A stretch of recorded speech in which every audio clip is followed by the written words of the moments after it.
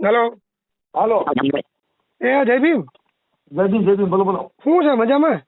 મજામાં. આ કાંઈક ઓલા મને વાવડ મળ્યા, લાલા નાગદાનની ધરપકડ થઈ. હા, નાગદાનની ધરપકડ થઈ, એને તો જેલમાં મોકલ્યો. હા, ક્યારે? હા, આજે આજે ધરપકડ થઈ? ના, ધરપકડ તો કાલે થઈ હતી લગભગ. તે એમાં કાલનો ઓનલાઈન આવ્યો નથી હે ને? હા, ઈ છે ને એને નામદાર કોર્ટ લગભગ મારા સાંભળવા પ્રમાણે એવું છે કે લગભગ જેલમાં મોકલ્યો. હા, એટલે જેલ હવાલે કરી દીધો? હા, લગભગ જ્યુડિશિયલ કસ્ટડીમાં મોકલ્યો. પોલીસ કસ્ટડી કાલની હતી લગભગ. હા. હા, આજે લગભગ જ્યુડિશિયલ કસ્ટડીમાં મોકલ્યો એવા સમાચાર છે. માયા વિડિયા. બરાબર. હવે એનું જામીનનું શું છે? કોઈ જામીન બામીન નથી થાય હવે ને? એને જામીન નો આપણે નતો. આપણે તો એને બાબા સાહેબ વિરુદ્ધ જે બોલ્યો તો એમાં એને જેમ બને એમ અંદર રહી અને કાયદાના પાઠ ભણે એવી આપણી ઈચ્છા હોય. આપણે એને લખીને જ આપ્યું હતું અરજી. હા. તમે અરજી લખી દી? હા, અરજી લખીને આપી હતી કે ભાઈ આ બાબતની અંદર જેને વૈજ્ઞાનિક ટેકનોલોજીથી જેની તપાસ કરવી અને આના રિમાન્ડ લેવા નામદાર અદાલતમાં અને બીજી વાર આવી વાણી બફાટ ન કરે, જેમાં નામદાર અદાલતની અંદર કડક કાર્યવાહી કરાવવા એમાં અરજી લખીને આપી હતી. આપણે SC/ST સેલના સંબોધીને જ લખી હતી. બરાબર. હા, કઈ નહીં, તો ભલે હડતો બીજું હું નામદાર અદાલત એને જામીન તો પછી મળી જાય વેલા મોડા. પણ હવે મુદ્દો શું છે કે આને હવામાં રખડતો હતો બહુ. એને શું થઈ ગયું હતું? આપણે એને ધરપકડ ન થઈ ને, કેમ કે આ ફરિયાદ લગભગ થઈ હતી 10/10 કે 11/10 એમ કઈક થઈ હતી, બરાબર? એટલે દોઢ મહિના જેવું થઈ ગયું ને, એટલે એને એવી હવા આવી ગઈ હતી, એને રાય ભરાઈ ગઈ હતી મારું કોઈ કાંઈ ન તોડી શકે, સમજે? એમાં એવું છે, એ જે આપણે જે અરણેજ કુમારનું જજમેન્ટ છે ને, જે સુપ્રીમ કોર્ટનું, ઓલું 7 વર્ષ વાળું. હા, 7 વર્ષ વાળું. પછી એમાં પોલીસ શું કરે છે, ઈ 7 વર્ષની સજા સુધીમાં આ લોકો જામીન આપતા હોય છે. પણ એ અરણેજ કુમારનું જે જજમેન્ટ છે એ એટ્રોસિટી એક્ટને લગતું નથી. એટ્રોસિટી એક્ટ છે ને એ સ્પેશિયલ એક્ટ છે. હા, બરાબર છે. પણ એમાં પોલીસ કોઈ જગ્યાએ એનો ઉપયોગ ઘણી વખત કરતી હોય છે. હા, પણ એમાં અમારે છે ને PL દાખલ કરવી છે નામદાર કોર્ટમાં કે ભાઈ આની અંદર છે ને જે આ જજમેન્ટ છે એ એટ્રોસિટીને લગતું નથી. એ આ ટૂંકમાં આને એમાંથી બાદ રાખવું એમ. હા, કેમ કે ઈ સ્પેશિયલ એટ્રોસિટી એક્ટ છે અને ઈ પોલીસની પણ પહેલા તો છે ને નામદાર કોર્ટમાં એક PLI કરવી પડે એવું છે કે જે 7 વર્ષ સુધીની સજા છે એમાં પોલીસની કાર્યવાહી કરવાની જે મનાઈ હોય તો પછી જે આરોપી છે એને તો જે ધરપકડ કરવી, જે આરોપીને પોલીસ તપાસ કરવી, પોલીસની પૂછપરછ કરવી, ઈ જ તમે પન્નું છીનવી લ્યો તો પછી આરોપીને બીક જ ક્યાં રહી? તમે મુદ્દો સમજી ગયા? જે પોલીસ જે છે એની પોલીસ કાર્યવાહીથી જ આરોપીમાં થોડોક સુધારો આવે. હા, બાકી તો આની જેવા ફર્યા કરે લફંગાની જેમ.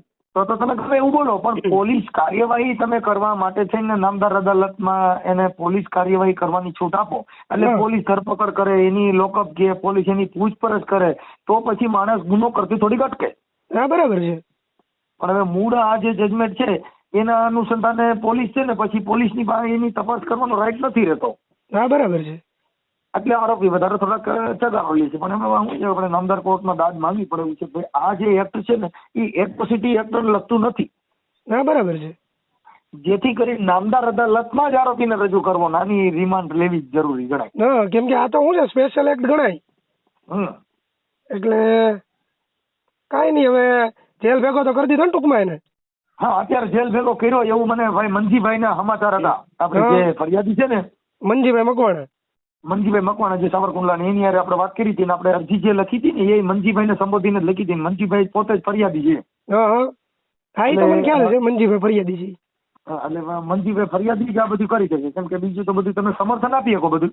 હા, પણ જે કાયદાની પ્રોસિજરમાં તો મનજીભાઈ ફરિયાદી છે એટલે એને જામીનમાં વાંધા અરજી આ બધું રજૂ કરવું એ મનજીભાઈને જ કરવાનું હોય.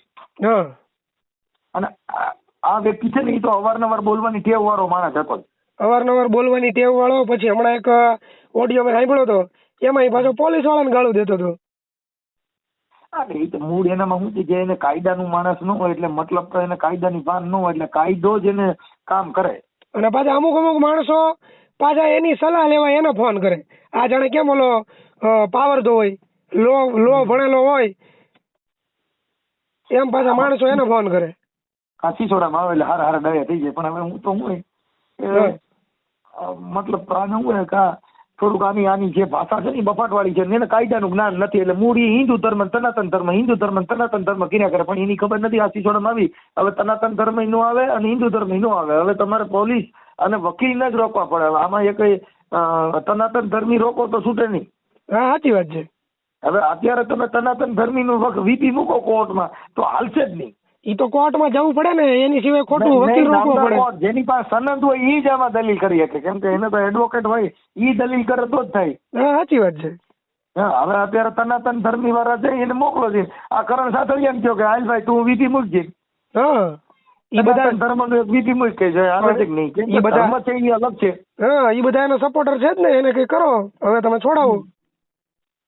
હવે ઈ તો આપણે જો કે આમાં ક્યાં કોઈ આ તો મૂળ તો એની ભાષાથી, બાકી આપણે કોઈને ભારતના બંધારણ મુજબ કોઈથી રાગ દ્વેષ નથી, પણ જે કાયદાનું જે ઉલ્લંઘન કરો એટલે કાયદો તમને દે. હા સાચી વાત છે. કાયદાના ઓલામાં રહી અને જે કરવું એ કરાય, પછી આપણે એની ઉપરવટ થઈ જાય તો ઈ ઓવર જાય એટલે એમાં તકલીફ પડે. હા સાચી વાત છે. પછી એમ સમજવા માંડે કે હું કિંગ મેકર છું. આપણે મારી સાંભળો કે આપણે કાયદો જાણી છીએ, કાયદો જાણતા હો તોય તમારે જાળવી જોઈને હાલવું એ તમારી ફરજ છે. કેમ કે કાયદો છે એની કઈ ક્યાં કન્ટેમ હેઠળ ને કયા શબ્દ હેઠળ કન્ટેમ બને છે ખબર નથી. હા સાચી વાત છે. અમુક શબ્દની અંદર બીએનએસ ને કઈ કલમનો કન્ટેમ એને અડી જાય છે, પછી આપણે જેને દલીલ કરી કે આમાં આવું ન થાય ને આમાં તેમ ન થાય, પણ એ કન્ટેમ એને અડે છે. હા સાચી વાત છે. એટલે જે કન્ટેમ છે એનો ભંગ થાય એટલે તરત જ કાયદો ઉપાડે. હા બરાબર છે. અને પોલીસની પાસે જે સત્તા છે એ સત્તા નો ઉપયોગ કરે તો જ પ્રજામાં ફેર પડે ને. હા કેમ કે પોલીસ કસ્ટડી, પોલીસ પૂછપરછ એની અંદર જે સત્તા છીનવાઈ જાય એટલે તરત જ આરોપી છે ને એ ફરવાના રેટા. હા બરાબર છે. એટલે મતલબ આવો છે.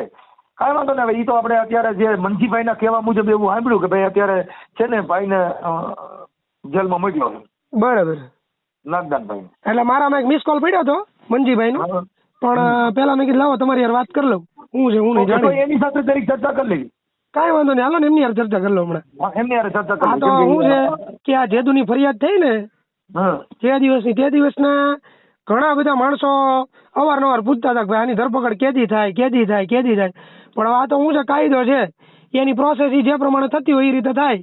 એમાં આપણે તો કઈ એમાં કેવું હોય ખબર છે કે અત્યારે ચૂંટણી હોય પછી કઈક બીજું પોલીસ માટે આ બધા અનડિટેન ગુના હોય આ તે ઓલું પેલું, એટલે એમાં પોલીસ ન હોય એમાં વેલા મોડું થાય. પણ જે કઈ જે તપાસની દિશા છે ને ચોક્કસ દિશામાં ચાલે એમાં વેલા મોડું થાય. વેલા મોડું થાય પણ થાય ખરું ટૂંકમાં. હા કેમ કે કાગળનું કામ છે ને કીડી વેગે હાલે પણ હાલે ચોક્કસ દિશામાં. હા સાચી વાત છે.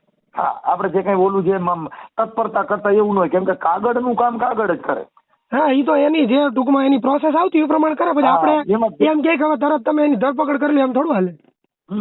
એમાં એવું કઈ નહીં. એટલે એ મૂળ પેલા મોડું કરે પણ આમાં પાછું બધું એવું બધું હાલ્યા કરતું. પણ કઈ વાંધો નહીં, તો અદાલત હવે નામદાર અદાલતમાં જે ન્યાયિક પ્રક્રિયામાં હાલે એની વાત આપણે હાલવાનું હોય. ના બરાબર છે. હવે એ આરોપી જોવે એને નામદાર કોર્ટ જોવે, બીજું તો શું હોય.